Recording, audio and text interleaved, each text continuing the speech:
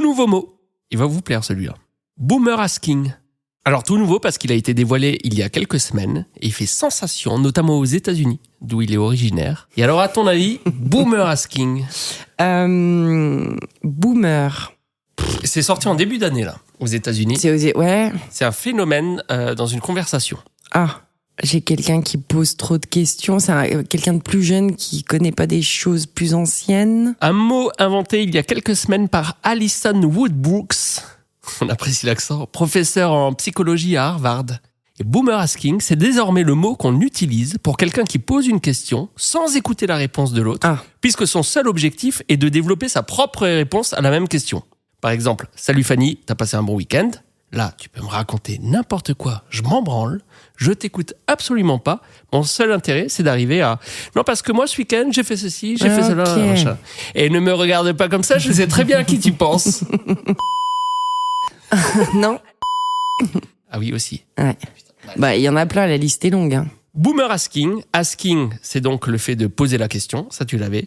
Et boomer vient de boomerang, qui représente la volonté de voir la question revenir. Rien à voir avec la génération des boomers. Et ce mot, je voulais pas le faire au début parce que je rappelle le principe, c'est que tu arrives à le replacer dans le podcast, ce mot-là. Et pas facile, celui-ci. Mais comme tu t'emmerdes même plus à essayer de faire semblant de le placer, je me suis dit, autant que je me fasse plaisir. Bien raison. Allez, c'est parti. 109, le podcast. Mais attendez, c'est 109 comme le 100 ou 109, 9 comme le chiffre? D'accord, donc c'est bien 109. Enfin, 109 comme le chiffre, mais en toutes lettres. 109, le podcast de Fanny et Vincent. Alors là, Vincent, c'est le chiffre? Ou c'est aussi en toutes lettres? J'ai pas le truc, là. Bienvenue dans le podcast de 109, agence de communication créative. Saison 3, épisode 4. Bonjour Fanny Gauthier. Et bonjour Vincent Stroh. Alors on se voit plus trop avec ma Fanny, parce que déjà, vous n'allez pas le croire, mais on a une vie individuelle. Et c'est vrai qu'on a passé beaucoup de temps ensemble au début de 109, donc par conséquent, j'ai été témoin de pas mal d'anecdotes. Le problème, c'est qu'aujourd'hui, j'en ai beaucoup moins. Alors attention, c'est pas du tout parce que Fanny ne fait plus de conneries, c'est juste qu'elle les dissimule mieux qu'avant. Parce qu'elle essaie de faire passer un message. Il est complètement passé, j'ai l'impression. Cela dit, j'aurais quand même un petit truc à vous raconter en fin d'épisode. C'est notre note partagée avec Fanny. On en parle après avoir développé le sujet de la publicité comparative. Joli lancement, merci Vincent Stroh. Elle me l'avait écrit. Effectivement, dans cet épisode, on va vous parler de la publicité comparative. Oui, je viens de le dire. Pratique publicitaire qui consiste à mettre en avant les faiblesses d'un concurrent pour mieux mettre en avant ses propres forces. C'est couramment utilisé aux États-Unis depuis les années 30, mais en France, c'est autorisé que depuis 1992, mais c'est sous des règles strictes pour éviter les dérives.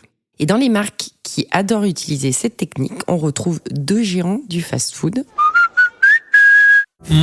Burger King. Donc tous les deux, ils rivalisent d'imagination pour se taquiner mutuellement. Et très souvent, l'attaque de l'un génère la défense de l'autre avec des coups marketing très ingénieux. Mais ils sont très forts pour ça, Burger King. Ouais. J'ai retenu 3 d'entre eux. En 2016, McDo décide de mettre en avant sa supériorité numérique en France parce qu'ils étaient beaucoup plus nombreux que les Burger King. Ouais. Et du coup, l'enseigne, elle installe en Haute-Loire, donc pas très loin de chez nous, un panneau directionnel géant indiquant que le McDrive le plus proche se trouve à 5 km, tandis que le BK le plus proche est à 258 km. C'est une manière de souligner sa proximité avec les clients. Burger King, là où ils sont très forts, c'est qu'ils répondent très rapidement. Ils font une vidéo humoristique montrant un couple qui utilise le drive du McDo pour acheter 2 cafés afin de tenir le coup jusqu'au prochain Burger King. 258 km plus loin. Voilà. Et ils signent la vidéo en disant merci à McDonald's d'être présent partout. Après, moi, je me demande si Burger King était leader, il serait pas aussi bon. Non, parce que du coup, ils sont challengés là. Exactement. Un petit peu plus tard, là, on est en Allemagne et il y a la sortie du film d'horreur Ça. J'ai vu quelque chose. C'était un clown. C'est un film d'horreur avec un clown terrifiant. Et Burger King, du coup, il saute sur l'opportunité. Avant la projection du film, il y a un message qui apparaît à l'écran qui dit « La morale est ne jamais faire confiance à un clown », avec grosse allusion évidente à Ronald, le célèbre clown mascotte de McDonald's. On avait compris, ouais. Et plus récemment, la bataille, elle s'est invitée sur le terrain de l'intelligence artificielle. Donc, t'as McDo qui a interrogé ChatGPT sur le burger le plus emblématique au monde. L'IA, elle répond le Big Mac. Du coup, ils en profitent, ils font une campagne publicitaire et ils transforment la réponse en affiche publicitaire. Encore une fois, réactivité, Burger King contre-attaque. Il demande à ChatGPT quel est le burger le plus gros. Réponse, le Whopper. Et là, lui aussi, Burger King, il crée une campagne publicitaire avec une affiche et qui place stratégiquement à côté de celle du McDo. Une chose est sûre, cette guerre de communication est loin d'être terminée pour le plus grand plaisir des amateurs de burgers et de marketing. Et Boomer Asking dans tout ça, toujours on pas s'en placé. contrecarre la rondelle. Je te respecte pas. Voilà, mais t'essaies même plus, t'envisages même plus d'essayer de les placer. Ne réponds pas, on s'en fout. J'ai envie de raconter juste notre note partagée. Et paf, je viens de te boomerasker. Donc la note partagée. Alors comme on ne se voit plus avec Fanny, hein, Il exagère. on utilise beaucoup iCloud. Oui, parce que Fanny dit iCloud. Non, je dis iCloud. Ah, pardon, je suis allé trop loin. Ouais, t'es pas trop loin. Donc- iCloud, c'est dans quelques années.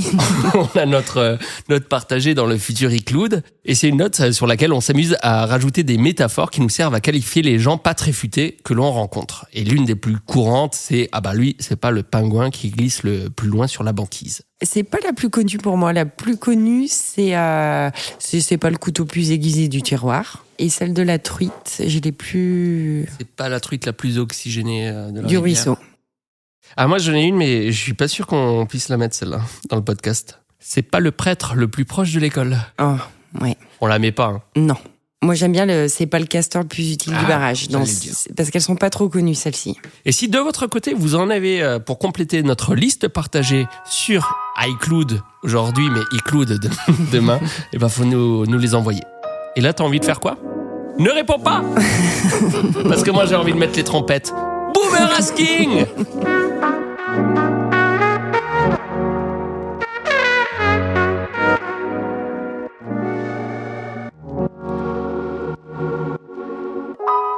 Alors, quel mot il va me donner à placer que je vais pas placer, hein? Oui, on part du principe que tu vas pas le placer. Hein. Je vais essayer quand même. À chaque fois, j'essaye. Hein. Puis, je suis concentrée sur mon texte.